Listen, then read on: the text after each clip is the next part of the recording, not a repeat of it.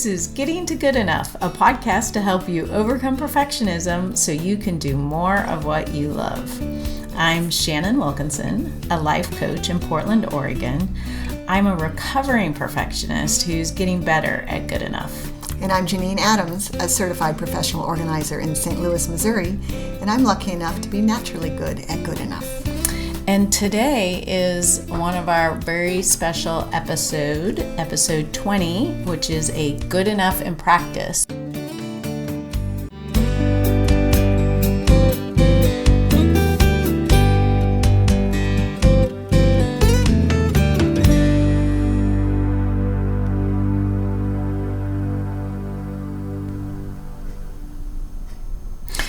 So Janine. Hey Shannon.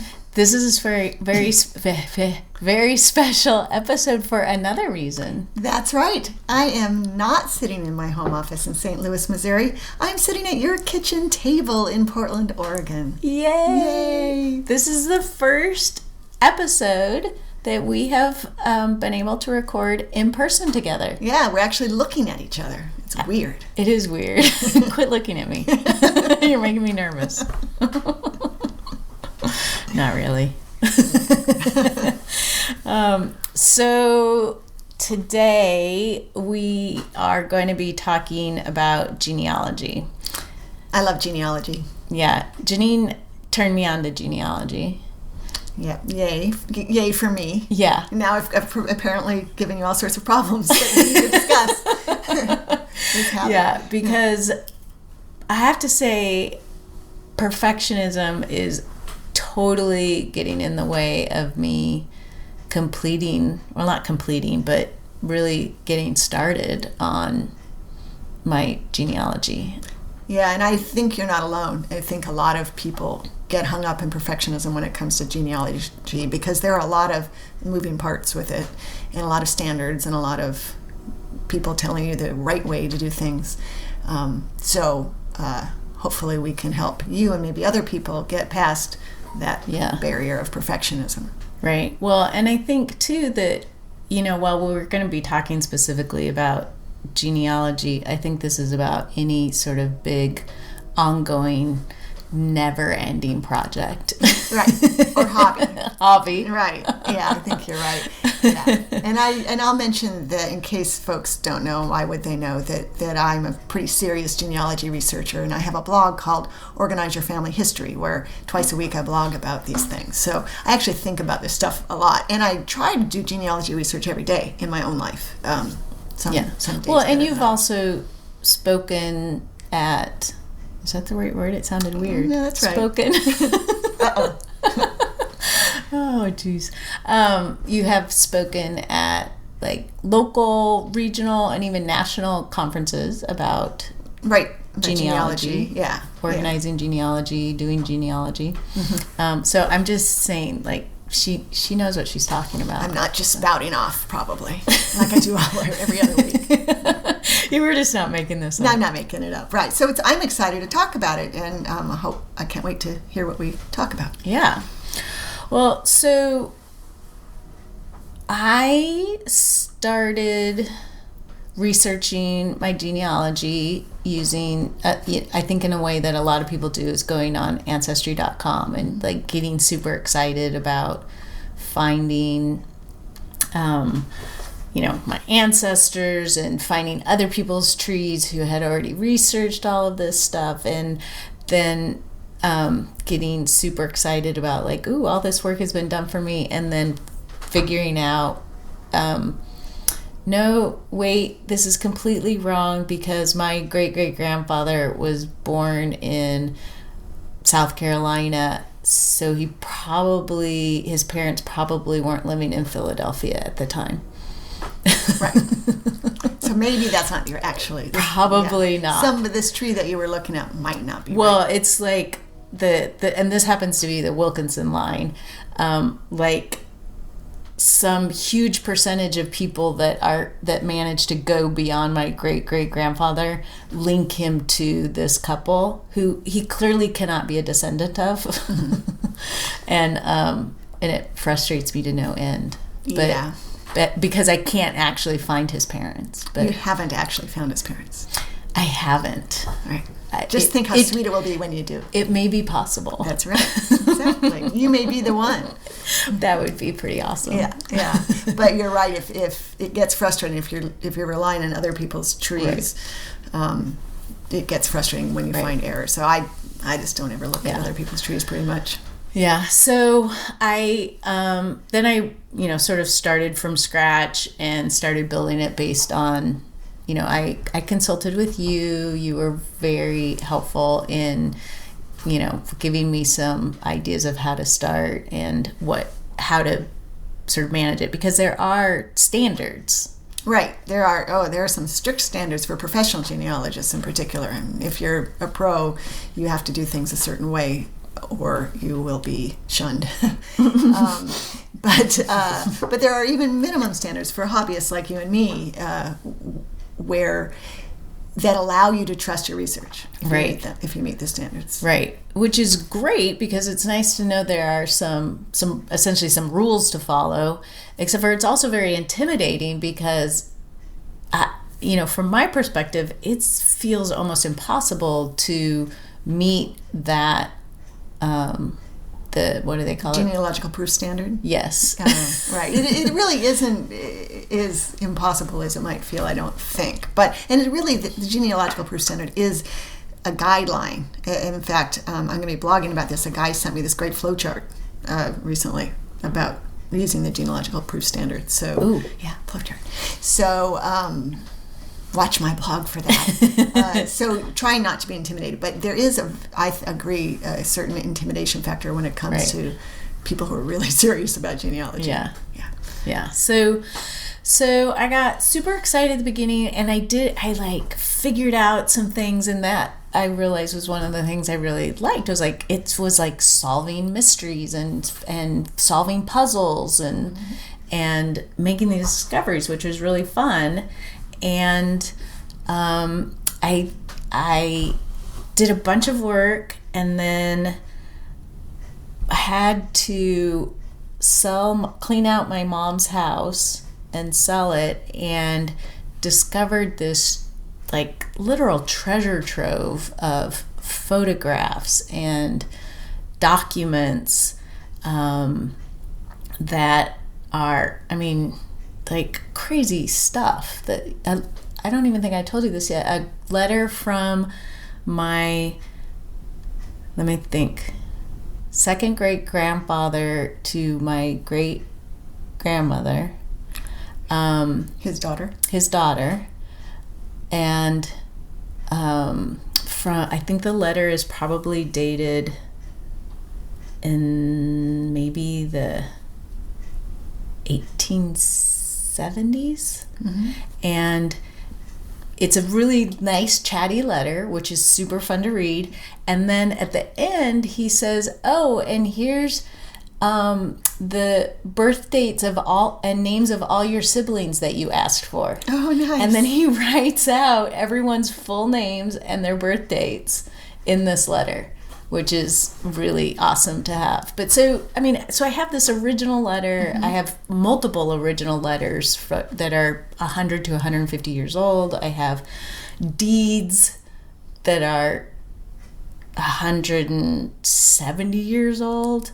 So I have all of this stuff, which I know needs to be handled with care in a particular way. And then I got overwhelmed by that. And I thought, I should focus on dealing with these photographs and all of this stuff. And then I didn't. Because you were overwhelmed. Because I was overwhelmed. And you didn't know how to do it just right. The right way to take care of those things. Right. And so now I'm ready to get back into it, but I don't know where to start. Right. Well, I think that point you made about having precious documents that perhaps aren't being stored correctly or safely, maybe that would be a good place to start. We get some archival materials, and in the process of putting the items in their archival folders or what have you, that you could sort into categories that make sense to you. Right. And then, if what you want to do is what I call process, whatever that might mean, turning these documents into a source document that you can then glean facts from and add to your family tree, create a source citation. You could do that by category. You know, these categories that you created as you've sorted them into their archival homes. That makes sense.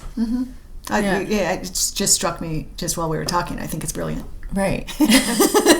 And not just because you thought of it. That's right. No, I think that's a good way to do it, because you're going to be touching the stuff. It's fun to look at.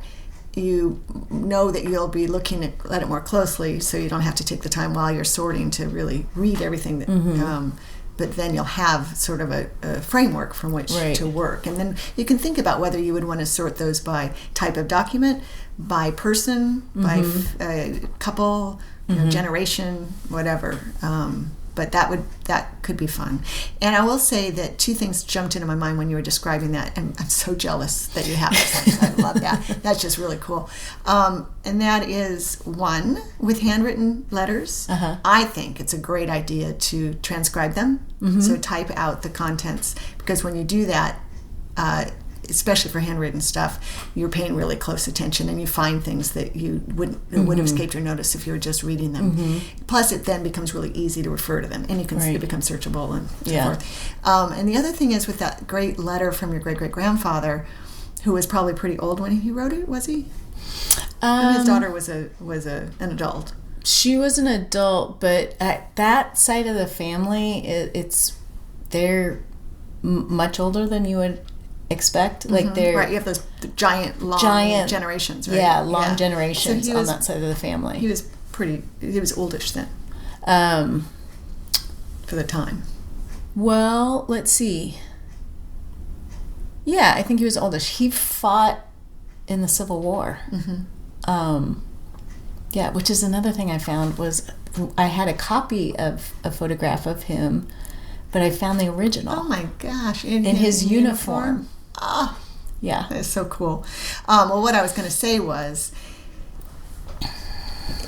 even though they're from his own hand and his own brain, these dates that he wrote down for his children, they're not necessarily true. Right. I've encountered that where my great-great-grandfather who fought in the Civil War, on a survey of veterans, he got his anniversary date wrong. Right. But it's a place to start. Exactly. It's a great place to start, and it's probably really in the ballpark. Yeah. And I would call it I would put it down as a fact unless I found something that refuted it. And then, you weigh the evidence. But that's very cool. So you're very fortunate to have this stuff, although I can understand why it feels overwhelming. Yeah. Well, and it also feels like not only do I sort of personally just, have this desire to get things right, but I feel like I have this greater responsibility to, the rest of my family, even the family that I don't know, but like everyone who's a descendant of these people, to care for these documents correctly, to make these documents available for other people to see digitally, and to get that right. Like, it feels like a big responsibility.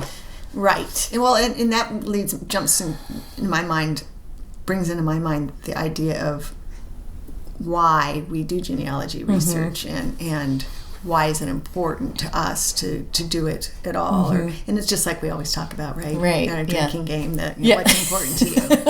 Why does this matter? That's right. So you've identified that one reason it's important to you is that you want to help your relatives, your cousins, and people come after you.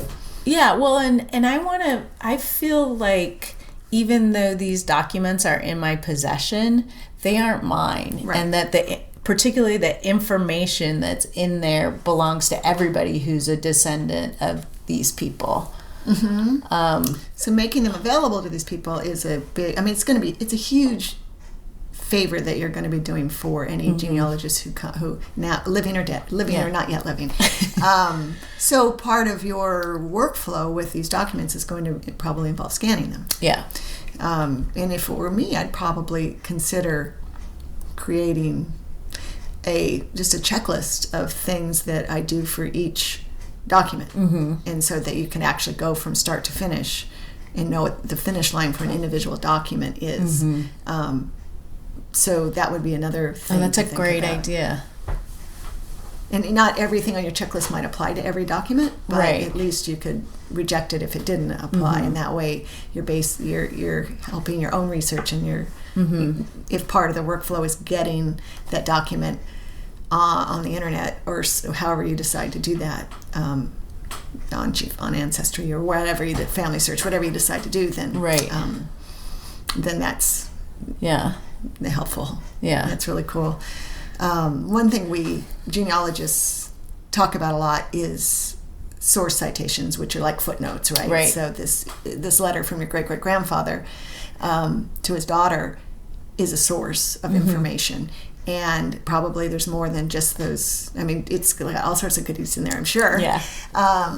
So you want to create a citation so that people who were to find this, let's say a cousin who wants to use it, can say where they got this information. And sometimes people get wrapped up in trying to make a source citation perfect. Oh no, that never happens to me. Yeah, no, never. I haven't bumped up against that at all. Right. Yeah.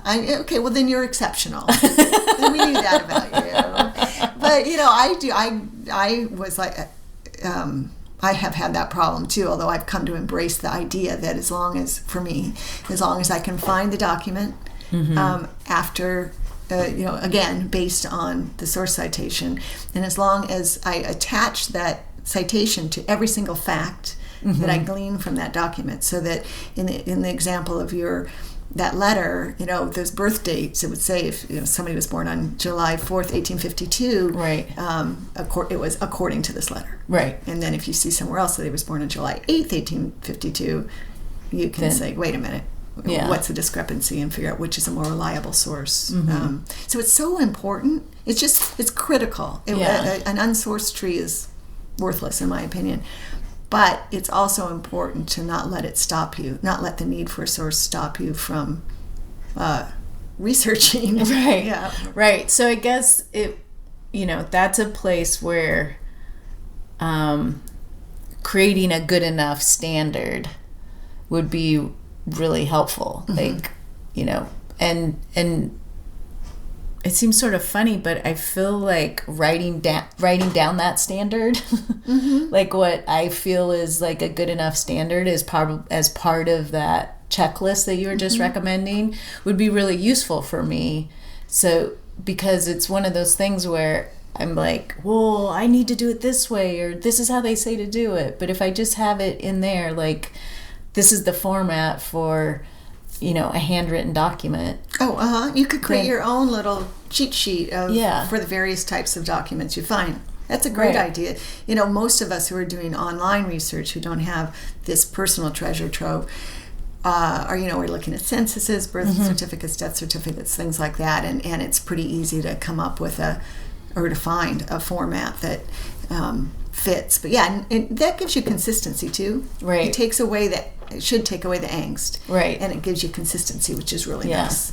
So that's a great idea. Yeah. Well, and it is just reminding me, like, I think we've talked about this before, but just making the decision does relieve a lot of that angst. Right. And like, if I just decide this is what good enough is in this, with some thought, like, oh, this is the standard, this is what I feel capable of doing, this is what I think is good enough, and making that decision and putting it in writing so I don't have to keep redeciding. Yes, right. Good idea. Will make a huge difference for me. It'll make it so much easier. Right, and knowing why, you're basing your standard on what's important to you, makes it really a lot easier to come up with what's good enough. I think that's a terrific idea, and also know that you can change it. Right. So if later, for some reason, you identify there are other elements that you think belong in a source citation for a particular type of document, go ahead and add it, and do it from that point forward. Right. Don't get hung up on fixing all the old ones. Yeah. Though if you have time and inclination, you can. But from that point forward, just because you had a standard doesn't mean you can't change it. Is my point. Yeah, that makes sense. It's so funny because it feels so overwhelming in my head, and like, I need to do this and I want to do this, and yet it feels like too much overwhelming to get started. But as we're talking, like, it just bringing it all out into the light of day and outside of my head, right? Like anything, it just makes it feel so much easier. Like the clouds are parting and it's getting right clear. It's like, well, of course I just need to do it, like of course, just get started. So like a thing that makes sense to me is at a minimum start with 2 archival boxes and buy a bunch of folders and have, sort of one for my paternal lines and one for my maternal lines, and then just stick the stuff in folders. Right. Yeah. Like, just do that. Yeah. And, maybe do some sorting while you're at it. Right. Whatever feels right. If you have, one thing I'll throw out there is do you have newspaper articles among these things? Well, that's sort of an interesting thing. I have newspaper articles, but my grandmother, who kept them, pasted them all into a scrapbook. Okay. So they're cut out of newspapers. Have no idea what newspaper, no dates, but like she has one scrapbook that's all obituaries. Oh. I know. Like, and obituaries so frequently will say, so-and-so died on Thursday. Right. And if you don't know the date, it does not help you. I know. But thanks to the internet and my phone, I can, like, figure out pretty easily. Like, I can figure out if they say Thursday, and then I can, like, piece dates together and find out what day that was. Yeah. Yeah, but they don't make it easy. They don't make it easy. Right. Well, the only reason I brought up newspaper, and I don't know then that you're going to have this problem because she pasted everything, is if you do have newspapers among your archival documents, by all means separate them, because they're so full of acid that they can actually, when they're touching, they can actually damage the other documents. We all know they might fall apart on their own, but you don't want them like burning into the other documents. Right. So, yeah, I don't know that I have a lot of individual stuff. Although one of the things I found was a shoebox that had all of the memorabilia and pictures of a cross-country trip my grandparents made in the 50s. Oh, wow. And they submitted, it looked like my grandma just basically wrote a day-by-day diary, and the local newspaper printed the whole thing. So it's like a half-page article going day by day over what they did, which is amazing to have, because then I have all this memorabilia, and I can very easily put it in chronological order. Oh, yeah. And then also they did things like they went to Oklahoma to see where my grandpa's parents were born, which, I mean, not where they were born, but where they were buried, which I didn't know, because they're in unmarked graves in a cemetery that's like no longer in use. But this says they went to such and such a cemetery in such and such a town. And it's what... That is great. So that's a great, it's just so cool that you can then take these facts, create a source citation for that document, create these, take the facts out, put them in your family tree software, assign the source to it. I mean, that's real genealogy work done from original documents. That's really very cool. Yeah. It's great. Yeah. Well, and I can also tell you what the Senate was serving for lunch when they were there. They have the menu. The Senate? They went to Washington, D.C., and they visited the Senate. They have, like, their tickets from touring the Capitol. They went, it was 3 months. They drove for 3 months. And they threw it all in a shoebox. And it was all in a shoebox. Huh. Wow. That's excellent. Very cool. One thing I wanted to mention that I think about in terms of the good enough all the time, that was a big hang-up for me when I was starting out getting serious about genealogy research, is the research log. You always read that every session you should keep a log of what you did. You need to you're supposed, they say you need to show what you searched for, what search terms you used, what you found, and what you didn't find. Now, slowing yourself down to write down what you didn't find, that feels virtually impossible to me. Yeah. And there are some really great research spreadsheet templates out there that ask you for, you know, you can just fill in all this stuff, and it's, to me, totally overwhelming and feels tedious. And so I wanted to do it, but I would resist. Yeah. And so I finally, I don't know, a year or two ago, just started doing a research log in Evernote. Every day I have a research log folder or notebook, and then I have a new note each day, and I just write down what I did. And it's not complete by any means. No. But it's so much better than nothing. Yeah. It's way better than nothing. And the other thing I do is every day, every time I research, I write down my next actions. So, that's so important. Yeah, so then when I start a new session, I don't have to think, what am I going to work on today? I can just look what I told myself I was going to work on today. Right. And that's by all means good enough. It's not even close to perfect. But it works really well for me. And that's the thing, is that the point of doing that is to help you in your research. Right. And I'm not a professional. So so if that helps you in your research... And it does, yeah. Then that is good enough. Yeah, it's definitely good enough. It's even maybe slightly better than good enough. For your purposes. For my purposes, right. But I think it's an important thing you might want to consider doing if you're not doing that already. It can be really helpful. Yeah. Especially since our memories aren't what they used to be. No. And, and I wish I would have done that from the beginning, because I have found myself researching in the same places and not finding the things that I didn't find there every other time I've looked. Right. I still do that even with my imperfect research. Yeah, well, and I guess that's the point of saying, you know, what you didn't find.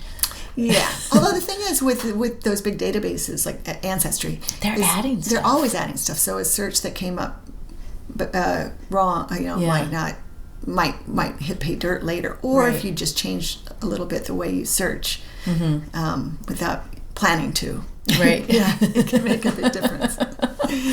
Yeah. So I think then the thing for me is just to choose a place to start. Yeah, you can't go wrong. Right. I mean, you want to connect your generations, but in the case of your family, you probably know these people. I mean, right? I mean, this is stuff, these are close enough generation-wise that you know the connections. You know who your great-great-grandfather is because you know his daughter is your great-grandmother and so forth. Yeah. But generally speaking, starting most recent and moving back in time, if you have to pick a place to start, is the way to go. Right. So you can connect your generations. Right. Well, and I'm also thinking of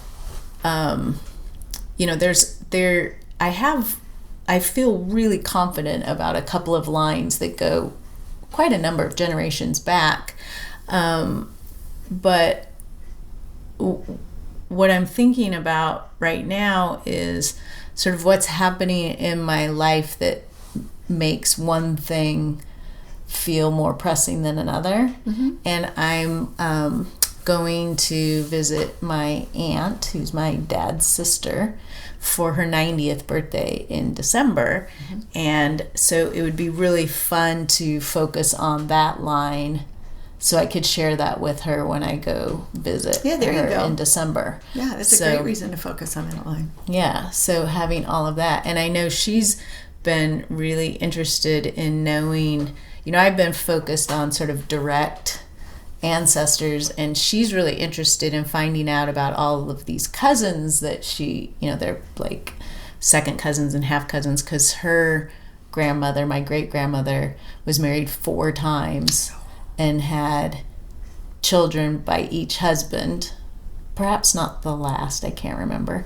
But so she has a lot of half cousins and more distant cousins that she doesn't know about. I mean, she knows they're out there, but doesn't know who they are or anything. And then we've both done the DNA stuff, so they're popping up through that. But it would be fun to sort of fill out some of the closer collateral lines for her, so that she could know that. Yeah, December's just around the corner. I know. Yeah. It's super close. Yeah. But that's really great. I mean, just think what a birthday present that would be for her. Yeah. And I think it is really important to research those, we call them collateral lines, the cousins that who aren't directly, you're not a direct descendant of, because it helps you fill in so many blanks. Yeah. And to think that you could satisfy the curiosity of your 90-year-old aunt is really great. That's a great research priority. A great research question. I decided to focus on, I've been focusing on the Adams line for a year and a half. And I said, okay, maybe I'll shift to a different line, and which one shall I do? And I decided to go with the Rasco line, which is my father's mother's line, because he and my aunt are alive. Right. My mother has passed away, as have her brothers. So I think if anyone's going to benefit from this, let's well, and also they may be able to provide information or answer questions. Maybe not. If I had started this earlier, 10 or 15 years before, if I were asking the questions, perhaps, because these are not young people. Right. Yeah. But they are really interested in what, they are interested in what I'm finding. I've been doing some newspaper research lately and pulling up some great articles that make my dad smile. Yeah. So that's really that's nice. good. Yeah. Good. Yeah. But yeah, so I think that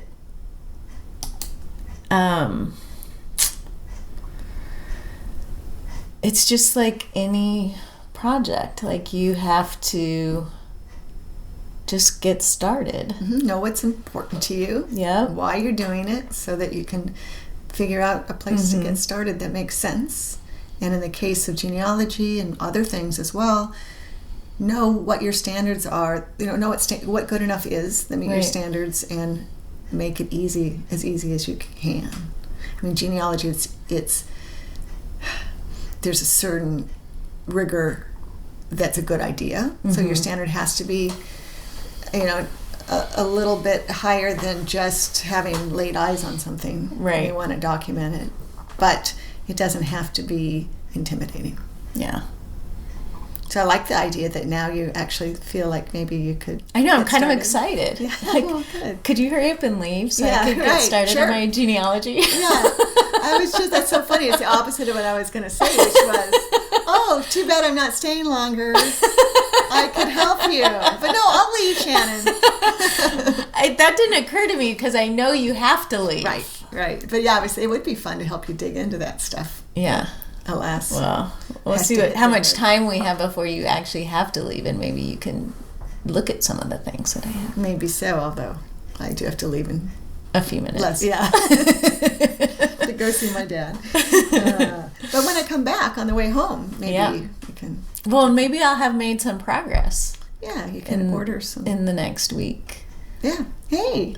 And then and I can report back before we post it, before this episode goes live. Oh, right. And I could share how I've done. Which reminds me, before we wrap up on this whole episode, I think, is there anything else you want to say about this in particular? I feel like we've covered it. But I wanted to report back on the morning routines thing. And I think I mentioned in a previous episode that, in the morning routines one, we talked about how I wanted to have a more formal morning routine that consisted of more than just emptying my cat's litter box. An important task. So one of the things I did to help me was I got a journal, which is, I think it's called the Morning Sidekick Journal or something. I don't remember. We'll post it in the show notes. And it has been really helpful in me sort of figuring out what I wanted to be part of my morning routine, sort of experimenting with it, and keeping up with it.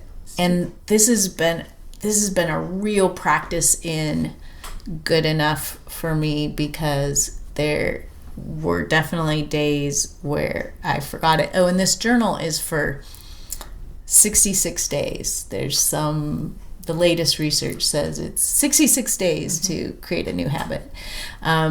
How many days have you been doing it? So I think I'm on day 25 because I missed a few. Okay.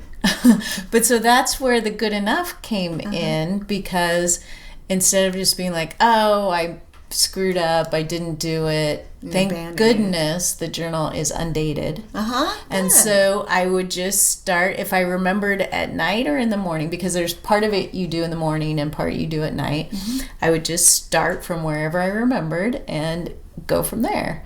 That's great. Yeah. And so and I think like last week I was fighting off a cold and I didn't do it, and I think I missed like 3 days in a row or something. And in the past that definitely would have completely derailed me, and I would have been over. Yeah, and I would have just been like, oh, another journal that I did like a third of and didn't finish. But instead I went back to it and have kept up with it, and it's great. And I'm doing almost all of those things I talked about that I wanted in my, sort of dream morning routine. And I just started super small. Like I wanted to meditate and journal and do a little movement. And so my goal was to meditate for a minute and 1 page of writing and some kind of, well, actually I didn't even have to do any kind of movement. I just had to put on my workout clothes. And like every morning I do, and then I usually will go for a walk or a run or do a little stretching or something. I will often meditate for much longer than a minute, but like if it's only a minute, I feel good about it. Like I met my objective.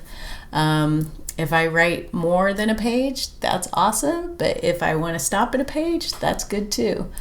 Your minimum standard. Yeah.